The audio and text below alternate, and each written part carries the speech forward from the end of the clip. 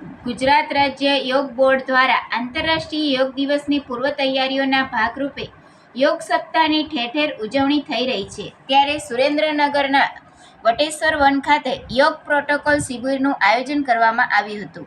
આ યોગ શિબિરમાં વિવિધતામાં એકતા પણ જોવા મળી હતી. સર્વધર્મ સમભાવની લાગણીથી મુસ્લિમ સમાજના ભાઈઓ પણ હર્ષભેર જોડાયા હતા. સ્વયં અને સમાજ માટે યોગના વિચાર સાથે સુરેન્દ્રનગરની મહિલાઓએ વઢવાણની પ્રખ્યાત એવી બાંધણીની લાલ અને લીલા રંગની સાડી પહેરી જુદા જુદા આસન, પ્રાણાયામ અને મંત્રોચ્ચાર સાથે યોગ કર્યા હતા. ઉલ્લેખનીય છે કે આગામી 21 જૂનના રોજ મહત્તમ નાગરિકો જિલ્લા કક્ષાના યોગ કાર્યક્રમમાં જોડાય તે માટે રાત્રિ સંવાદ કાર્યક્રમનું પણ આયોજન કરવામાં આવી રહ્યું છે. યોગવાહકોને જુદી જુદી તમામ જ્ઞાતિ, સમાજ, સંસ્થાઓ, એકેડેમી, નાગરિકો તરફથી ખૂબ સારો પ્રતિસાદ મળી રહ્યો છે.